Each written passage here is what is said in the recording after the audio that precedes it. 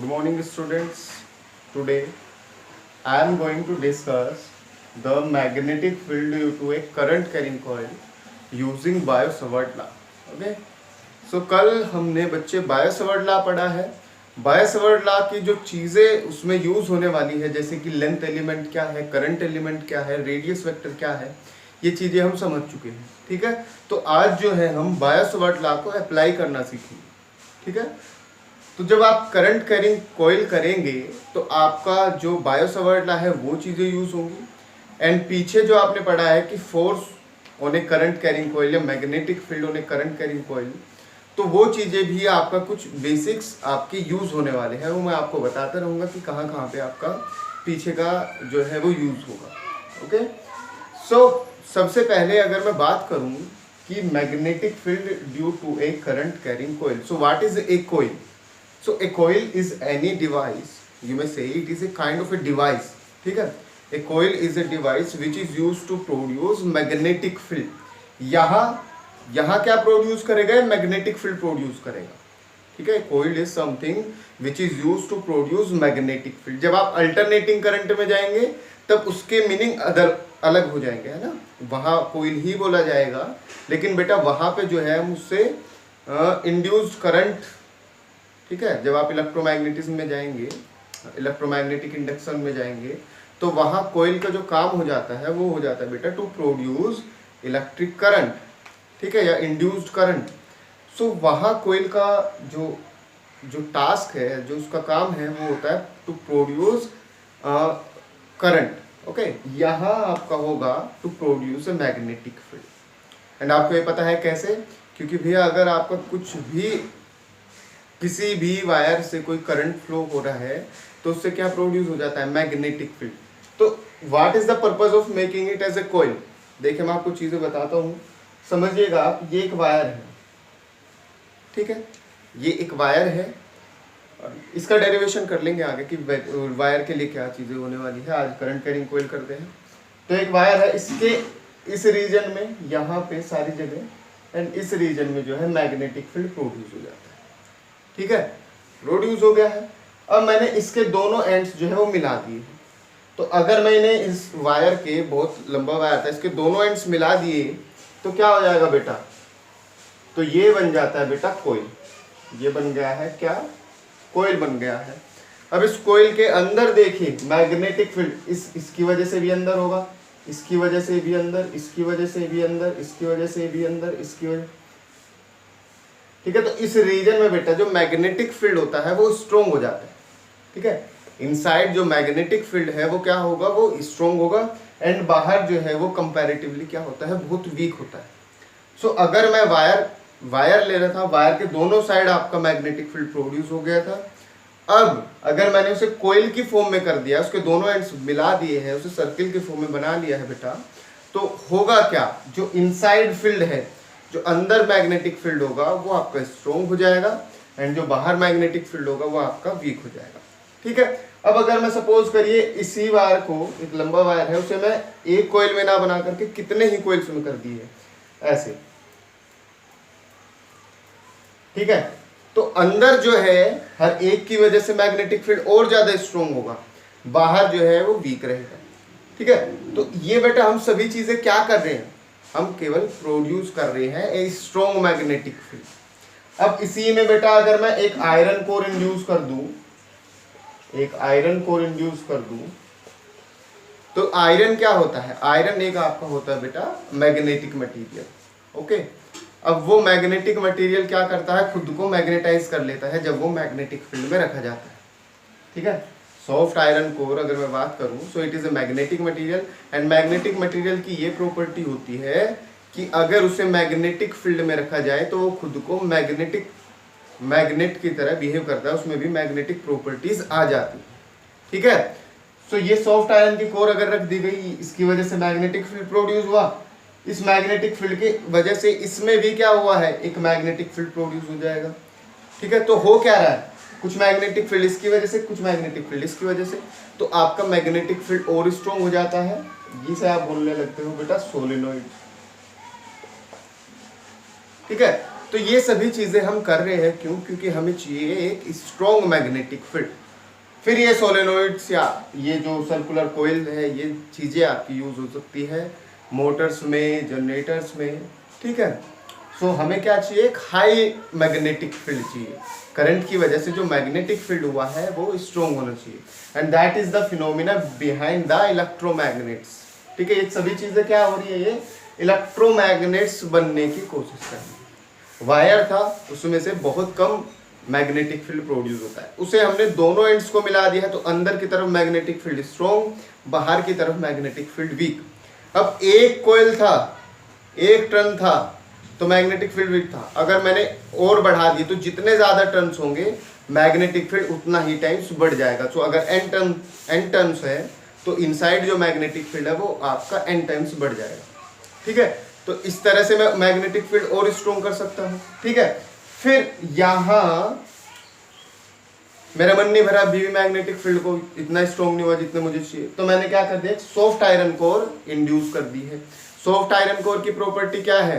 एक सेकंड रुकिएगा बेटा।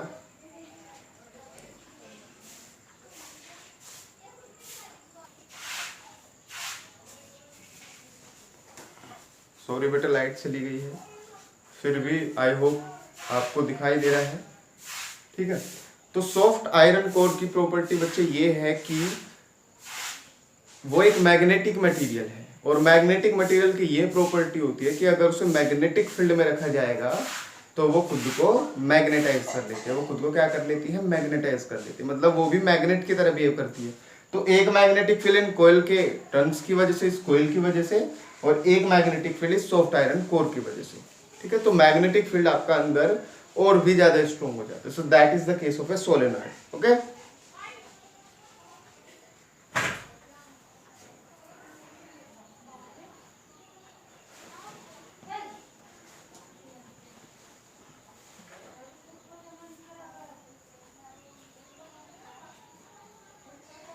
सही, मेरे हिसाब से सही आ रहा है अभी भी। ठीक है, तो ये चीजें थी। अब जो है मैग्नेटिक फील्ड निकालते हैं करंट कैरिंग कॉइल की वजह से बायो सावर्ट लॉ से। मैंने बता दिया है कि what is the purpose of making it A coil. फिर एन टर्न्स बढ़ा देंगे तो मैग्नेटिक फील्ड और स्ट्रॉन्ग होगा, फिर उसमें एक कोई मैग्नेटिक मटेरियल इंड्यूस कर देंगे तो वो और भी स्ट्रॉन्ग हो जाता है। ठीक है, तो ये सोलेनोइड तक बात हो जाएगी आपकी आगे। फिलहाल के लिए करते हैं करंट कैरिंग कॉइल की वजह से मैग्नेटिक। ठीक है, तो करंट कैरिंग कॉइल बेटे वैसे क्या होगा? सर्कुलर शेप में होगा, लेकिन सर्कुलर शेप यहां मैं इसे 3D में दिखाने की कोशिश कर रहा हूं, तो उसे उसके हिसाब से आप समझिएगा कि ये करंट कैरिंग कॉइल आपका वैसे तो है ऐसा, ठीक है, लेकिन मैं इसे ऐसे दिखा रहा हूं, समझ रहे हो? ऐसे दिखा रहा हूं। तो कहता है कि सपोज बेटा that the radius of this coil is a, it is the radius. ठीक है, it is the radius, and कहते हैं कि बेटा इसके सेंटर से x डिस्टेंस पे, इसके सेंटर से x डिस्टेंस पे कोई पॉइंट P है। ये पॉइंट P है जहां पे आपको मैग्नेटिक फील्ड पता करना है। इसके सेंटर से x डिस्टेंस पे कोई पॉइंट P है जहां पे आपको मैग्नेटिक फील्ड पता करना है। ठीक है, इसमें बहुत सी चीजें आने वाली है, आप उसे समझते रहिएगा साथ साथ। तो देखिए, एक रिंग है, अगर मैं उसे सामने से दिखाता हूँ तो सर्किल की फॉर्म में दिखेगी। अगर मैं उसे ऐसे दिखा देता हूँ, ठीक है, तो वो ऐसे दिखाई देती है। ठीक है, इस तरह से। ऐसे रिंग नहीं दिखा रहा हूँ मैं आपको ऐसे रिंग दिखा रहा हूँ। ठीक है, तो इसकी रेडियस ये हो गई, और इसके सेंटर से x डिस्टेंस पे इधर। ठीक है, ये रिंग है, ये रिंग है बेटा, समझ रहे हो? तो ये रिंग जो है मैं आपको ऐसे ना दिखा करके ऐसे दिखा रहा हूँ। ठीक है, इस तरह से दिखा रहा हूँ। इसकी रेडियस आपकी इधर हो जाएगी, और इसके सेंटर से यहां से x डिस्टेंस पे ये कोई पॉइंट भी है, तो वहां मुझे पता करना है। ठीक है, अब यहां बेटा मुझे क्या करना होता है? सबसे पहले सपोज इसमें से करंट फ्लो हो रहा है I, सपोज करंट फ्लो हो रहा है I, तो मुझे क्या करना होता है? मुझे करंट एलिमेंट चूज करना है। तो मैंने करंट एलिमेंट चूज कर लिया है that is my current element, that is dl। ठीक है, ये मेरा करंट एलिमेंट हुआ। करंट एलिमेंट से ये जो डिस्टेंस होती है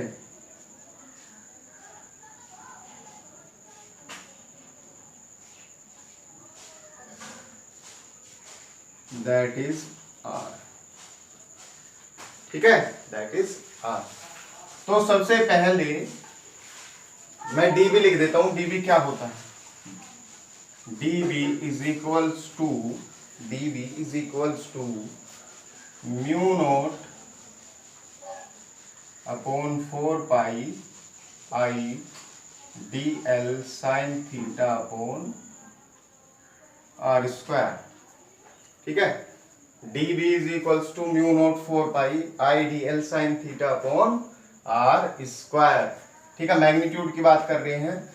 किस डायरेक्शन में इंड्यूस होगा, dB की डायरेक्शन क्या होगी वो अभी हम देखेंगे। केवल अभी हम मैग्नीट्यूड की बात कर रहे हैं।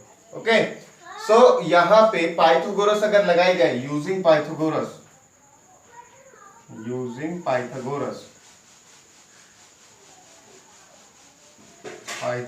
थ्योरम। तो पाइथागोरस थ्योरम क्या कहती है बेटा? पाइथागोरस थ्योरम कहती है कि जो हाइपोटेनियस है, तो इसमें हाइपोटेनियस आपका r है। हाइपोटेनियस का square r square is equals to base का square that is x square plus ये आपका जो परपेंडिकुलर है इसका स्क्वायर। ठीक है, so r square is equals to x square plus a square. So ये टर्म आपकी आ जाएगी dB will now be equals to mu naught upon 4 pi I dl sin theta upon x square plus a square। Okay, I dl sin theta upon this। Okay, अब बच्चे यहां पे देखिए, I have to find this angle theta. ठीक है, it is the angle between the length element, and the radius vector. ठीक है, length element और रेडियस वेक्टर के बीच का बेटा ये एंगल है। समझ रहे हो? Length element and radius vector के बीच का एंगल। तो ये एंगल कितना होगा? सोचिए क्या एंगल हो सकता है। देखिए, रिंग, आप कोई भी एक रिंग शेप आप कुछ भी ले सकते हैं, सर्कल की शेप का कुछ भी ले सकते हैं, एंड उसका किसी भी पॉइंट को आप लेंथ एलिमेंट एज्यूम करिएगा। जैसे कि बेटा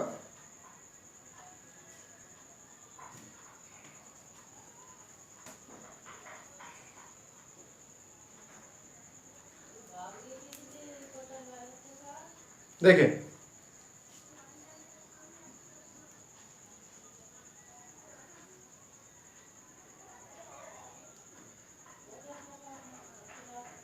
एक सेकंड रुकिए बेटा, इसका कुछ बना लेते हैं अभी।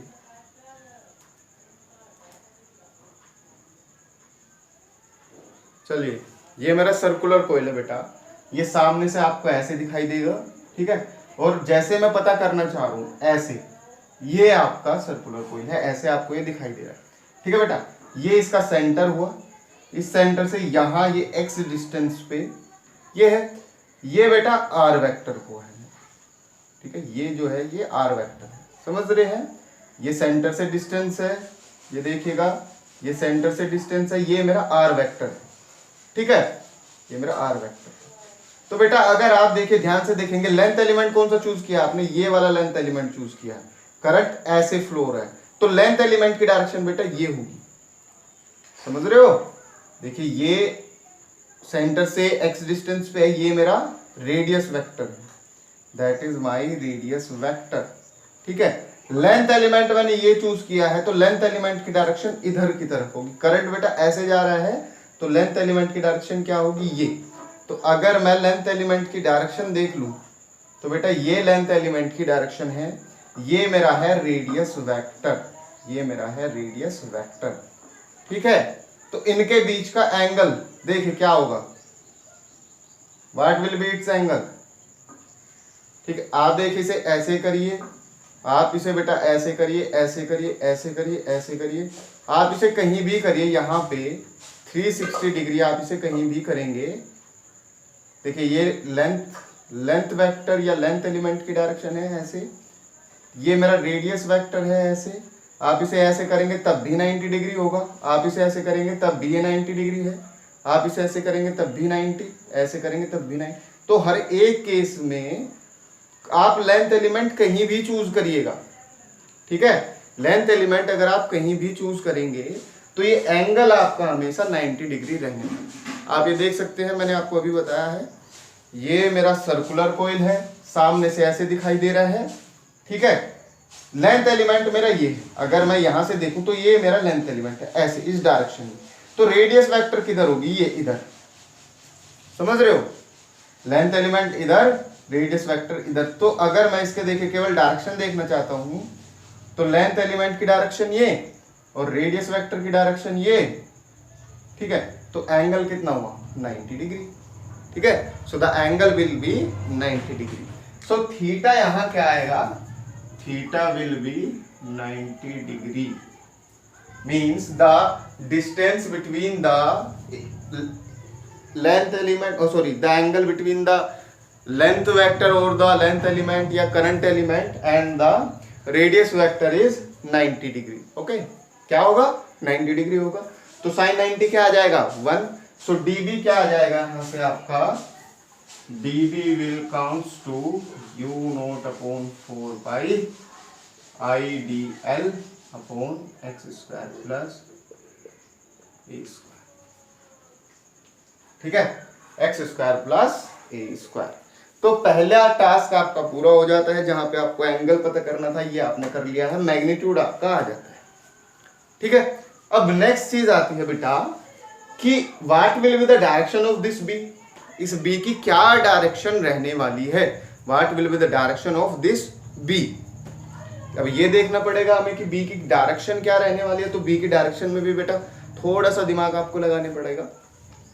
देखिए डी बी के बेटा जब आप डायरेक्शन की पता कर रहे थे तो क्या आया था, एक टर्म्स लिखी हुई थी d l cross r vector, ठीक है।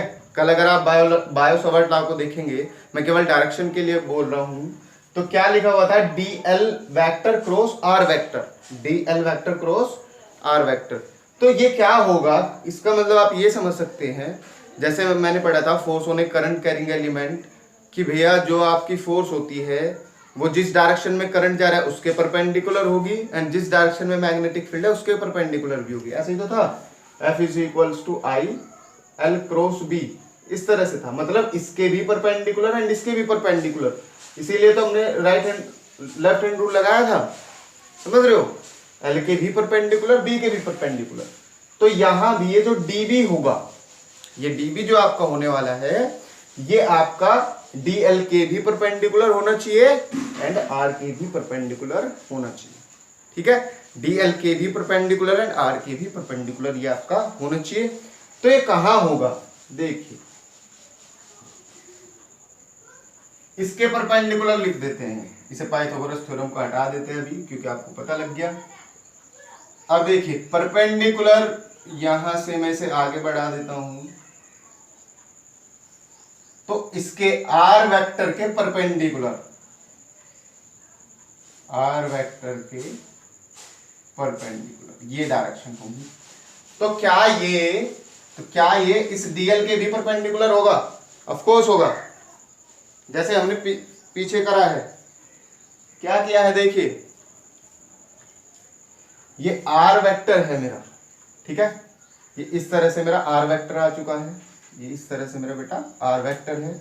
ये मैंने कहा है कि it is my DB, it is the direction of my DB 90 degree, ठीक है। ये तो मैं समझ गया कि भैया इसके परपेंडिकुलर होगा। क्या ये डीएल के भी परपेंडिकुलर है, तो डीएल देखते हैं, डीएल कैसे खिंचा हुआ है, डीएल बेटा आपका ये है इस तरह से, ठीक है, डीएल आपका ये इस तरह से रखा हुआ है डीएल। तो ये आर वेक्टर था, मैंने कहा इसके परपेंडिकुलर ये इस तरह से है, तो क्या ये इसके परपेंडिकुलर है, देखिएगा ये डीएल की डायरेक्शन, ये इसकी डायरेक्शन, ठीक है। तो ये बेटा किसी भी डायरेक्शन में आप इसे लेंगे तो ये हमेशा क्या होगा, इसके परपेंडिकुलर ही होगा।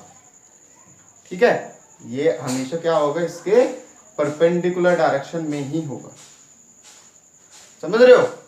जैसे मैंने कहा था कि भाई इसमें आप इसे कैसे, यहाँ ये आर वेक्टर है, ये आर वेक्टर है मेरा, तो ये हर एक में क्या है 90 डिग्री का एंगल बना रही है, हमेशा जो है वो 90 डिग्री का होगा, ये हमेशा जो है वो 90 डिग्री का होगा। तो इसी तरह से बेटा इसके परपेंडिकुलर जो होगा वो भी हमेशा इसके कितने डिग्री पे होगा, 90 डिग्री पे होगा।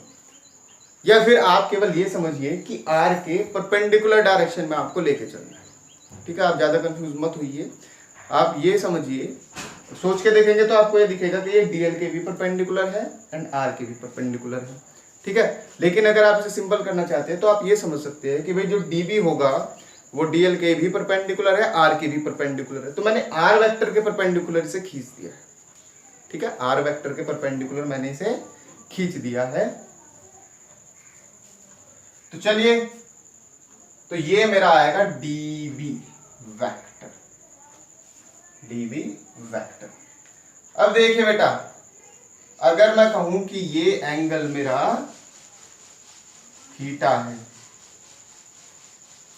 ये एंगल मेरा कितना है, थीटा, ये एंगल मेरा कितना है 90। ठीक है, ये मेरा थीटा है, ये मेरा 90 है। थीटा कुछ भी हो सकता है, मतलब ये थीटा वो थीटा नहीं है, समझ रहे हो? ये थीटा, ये जो थीटा था ये वो थीटा नहीं है, ये कोई और थीटा है, जिसे मैंने अलग थीटा मान लिया है। तो अभी मानेंगे कि ये मेरा एंगल थीटा है, या थीटा अगर आप नहीं मानना चाहते तो आप इसे अल्फा मान सकते हैं। लेट अस सपोज कि ये मेरा एंगल है अल्फा, ये मेरा एंगल है 90, ये तीनों का सम कितना होना चाहिए 180, तो इतना 90 प्लस अल्फा, इसे मुझे पता करना है x सपोज करिए। So 90 plus alpha plus x is equals to 180 degree. ठीक है, 90 plus alpha plus x that is equals to 180 degree. And यहां से क्या आ जाएगा, x आ जाएगा 180 degree minus 90 minus alpha that is 90 minus, sorry 90, ठीक है 90 माइनस अल्फा आपका ही आ जाएगा। ठीक है, so that will B 90 minus alpha, 90 minus alpha.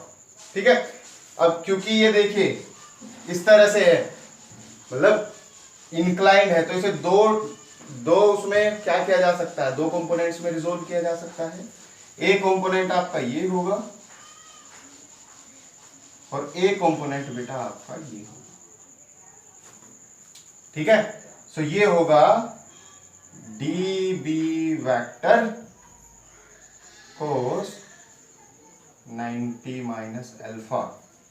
ठीक है, डीबी वेक्टर, क्योंकि ये थीटा कितना है 90 माइनस अल्फा, क्योंकि आपने ये अल्फा माना है, सो ये होगा dB vector cos 90 minus alpha, dB vector cos 90 minus alpha. और ये कितना होगा, ये वाला, ये होगा बेटा dB vector sine 90 minus alpha.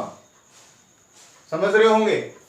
ठीक है, ये डीबी है, ये मैंने अल्फा मान लिया, तो ये कितना बचा 90 माइनस अल्फा, क्योंकि ये अल्फा है 90 है, तीनों का सम 180 होता है, तो 90 माइनस अल्फा इसे दो कंपोनेंट में रिजोल्व किया जा सकता है। एक आएगा डीबी कोस 90 माइनस अल्फा, एक आएगा डीबी साइन 90 माइनस अल्फा।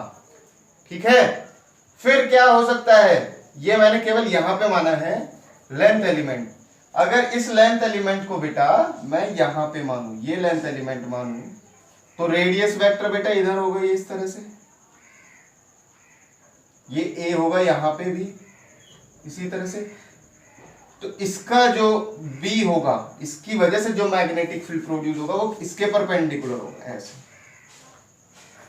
ठीक है, इसे भी दो कंपोनेंट्स में रिजोल्व कर सकेंगे आप इस तरह, एक इधर एक इधर। फिर ये इधर वाला क्या हो जाएगा, ये आ जाएगा dB vector cos 90 minus alpha, और ये क्या आ जाएगा dB vector sine 90 minus alpha. ठीक है, अगर मैं ऊपर नीचे मान लिया है, कहीं बीच में मान लू, यहां मान लू, तो फिर से साइन वाला एक कंपोनेंट साइन का, एक कंपोनेंट कोस का। फिर अगर इधर माने एक कंपोनेंट साइन का, एक कंपोनेंट कोस का, तो साइन वाला आपका हमेशा क्या करता रहेगा, कैंसिल करता रहेगा। ठीक है, साइन वाला आपका क्या करता रहेगा, हमेशा कैंसिल करता रहेगा। ठीक है, साइन वाला कैंसिल करता रहेगा, कोस वाले ऐड होते रहेंगे। यहां इसकी वजह से एक कोस का, इसकी वजह से एक कोस का, एक यहां कोस का, एक यहां कोस का, एक यहां कोस। तो पूरे सर्किल का, पूरे कोइल का जो कोस वाला होगा वो क्या कर देगा, एडअप कर लेगा। पूरे सर्किल का जो कोस वाला होगा वो एडअप कर लेगा। इसका मतलब जो रिजल्टेंट होगा, जो डी होगा, that will be integration of d B vector, कौन सा वाला component, cos 90 minus alpha. Cos 90 minus alpha आपका ये काम कर देगा। ठीक है, कोस 90 माइनस अल्फा आपका ये काम कर देगा। कोस 90 माइनस अल्फा को क्या लिखा जा सकता है, sine alpha. So D B vector sine alpha. ठीक है, अब साइन अल्फा क्या आ जाएगा इसमें, ये अल्फा है, साइन अल्फा होता है परपेंडिकुलर अपॉन हाइपोटेन्यूस। ठीक है, perpendicular upon perpendicular upon hypotenuse. So perpendicular, इसमें परपेंडिकुलर क्या है, ए, हाइपोटेन्यूस क्या है, आर। आर की वैल्यू अगर रख देंगे तो आर क्या आएगा, x square plus A square की पावर 1/2। ठीक है, क्यों, क्योंकि आर स्क्वायर है बेटा ये, तो आर क्या आएगा, x square plus A square की पावर 1/2। ठीक है, तो साइन अल्फा की भी वैल्यू पुट कर देते हैं, डीबी की भी वैल्यू पुट कर देते हैं। तो बी वेक्टर आएगा आपका u note 4 pi I dl, इधर रखते हैं, साइन अल्फा की वैल्यू रख दीजिए a upon X square plus A square. एक तो बेटा ये है X square plus A square यहां इसमें, और a क्या आ जाएगा, x square plus A square की power 1/2। So x square plus A square की पावर 1/2। ठीक है, ये आ जाएगा। सो x square plus A square की power 1 and x square plus A square की पावर 1/2, तो कितना आ जाएगा, u note 4 pi I A D L x square plus A square की पावर 3/2। ठीक है, इंटीग्रेशन करना है किसके रेस्पेक्ट में, डीएल के रेस्पेक्ट में। ठीक है, सो टोटल लेंथ कितनी होगी इसकी, इस वायर की, टोटल लेंथ क्या होती है सर्कल की, सरकमफ्रेंस। तो सरकमफ्रेंस क्या आएगी, 2 पाई इंटू इसकी जो रेडियस है, रेडियस क्या है a, सो लेंथ क्या आएगी 2 पाई a। तो जब आप इसका टोटल इंटीग्रेशन करेंगे तो ये चीजें आपकी बाहर और dl खुल जाएगा 2 पाई a। So u note I a upon 4 pi x square plus A square की पावर 3/2 इंटू 2 पाई a। ठीक है, so that will be u naught upon 4 pi 2 pi I a square upon x square plus a square की power 3/2। so that is the magnetic field।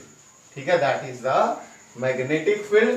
ये चीजें आपको याद रखनी है। स्पेशल केस अगर कहीं होगा, स्पेशल केस आप देख सकते हैं। स्पेशल केस मतलब जब आप सेंटर पे पता करना चाहें, तो जब आप सेंटर पे पता करना चाहेंगे तो यहां की बजाय आपको कहां करना है, यहां पे, तो x आपका 0 हो जाएगा। ठीक है, सेंटर पे x आपका 0 हो जाएगा, तो ये आ जाएगा। जब आप बहुत दूर पता करना चाहोगे तो x के रेस्पेक्ट में a आपका नेगलेक्ट कर सकते हैं। ठीक है, तो ये आपका रिजल्ट है। स्पेशल केस में आपको लिखवा देता हूं क्या क्या होने वाले हैं। 2 स्पेशल केस आप देख सकते हैं।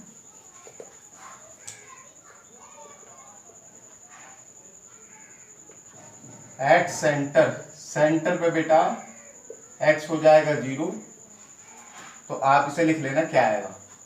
ठीक है, एंड दूसरा when p is very far, मतलब x is very greater than a। ठीक है, सो a square can be neglected. तो दो चीजें आएगी, एक सेंटर पे और दूसरा ये। तो आप इन्हें नोट कर लीजिएगा क्या क्या आपका होता है, ठीक है। फिर कहेगा कि what will be the direction of magnetic field lines. Magnetic field lines कैसे आप बताएंगे? तो मैग्नेटिक फील्ड लाइंस बताने के लिए आपको फिर से यूज करना है एक राइट हैंड थंब रूल सा ही कुछ है, right hand rule. Thumb rule क्या कहता है बेटा कि आपको क्या करना है, थंब को करंट की डायरेक्शन में करना है, तो फिंगर्स जो है वो आपको मैग्नेटिक फील्ड लाइंस देगी, ठीक है। थंब को करंट की डायरेक्शन में और ये क्या देगी, फिंगर्स मैग्नेटिक फील्ड लाइंस। कब? किसकी? राइट हैंड की। एक ऐसा ही रूल है कि बेटा आपको इन फिंगर्स को उस तरह करना है जैसे करंट आपका है। सपोज करिए कॉइल मेरा ऐसा है, तो आपको अपनी फिंगर्स को इसी तरह से करना है जैसे ये ऐसे करंट फ्लो हो रहा है तो ऐसे, ऐसे करंट फ्लो हो रहा है तो ऐसे, ठीक है। जब आप ऊपर की तरफ, जब आप ऐसे जा रहे हो तो आपको फिंगर्स को इसी तरह करना है। तो ये जो थंब है वो मुझे देगा डायरेक्शन ऑफ करंट, ठीक है। That will give me the direction of current. Suppose करिए ये बेटा मेरा सर्कुलर कॉइल है, करंट आपका इधर से जा रहा है, तो मैंने ये इस तरह कर लिया है जिस तरह से करंट जा रहा है इधर। तो ये क्या है मेरा, that will be my direction of magnetic field, यहां ऐसे इस तरफ, ठीक है। एंड फिर क्या करना है, अगर करंट ऐसे जा रहा है तो अब इन्हें ऐसे कर लेंगे, ठीक है, ऐसे। तो करंट मैग्नेटिक फील्ड आपका इधर, समझ गए। सो मैग्नेटिक फील्ड इधर, ठीक है। देखिए इस तरह से यहां से करंट हुआ तो करंट हर बार इधर जा रहा है, इधर जा रहा है, इधर जा रहा है, तो इस तरह से मैग्नेटिक फील्ड लाइंस आपकी बाहर की तरफ निकलेगी, है ना। हमेशा करंट की डायरेक्शन में करना है, ये इस तरह से। तो ये मैग्नेटिक फील्ड लाइंस जो है वो इस तरफ बाहर की तरफ, कैसे, इस तरह,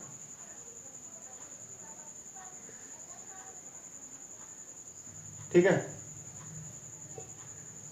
इसे देख लीजिएगा, मैं आपको समझा दिया है कि कैसे आप मैग्नेटिक फील्ड लाइंस बता सकते हैं। ये आपकी बुक में गिवन होगा, वो आप देख लीजिएगा डायग्राम कैसा बना है। तो ये आपका था magnetic field due to a current carrying coil using Biot Savart law. इसकी डायरेक्शन बताने के लिए आपको लगेगा right hand rule, right hand rule. अब थंब जो है वो करंट के डायरेक्शन में नहीं होगा, फिंगर्स आपकी करंट के डायरेक्शन में होगी, उसी तरह से कर्ल करनी है। ये सर्कुलर के लिए होता है, वो बेटा स्ट्रेट के लिए है, ये सर्कुलर के लिए। तो आपको क्या करना है, उसी तरह करना है जिस तरह करंट हो रहा है। तो ऐसे करंट हो रहा है तो इधर डायरेक्शन, ऐसे करंट हो रहा है तो मतलब ऐसे करंट हो रहा है तो इधर डायरेक्शन, ठीक है। तो ये आपकी मैग्नेटिक फील्ड की डायरेक्शन बता देगी। आई होप आपको समझ आया हो। इन केस इसमें कोई डाउट है तो आप पूछ सकते हैं, ठीक है। Till then good bye, have a safe day.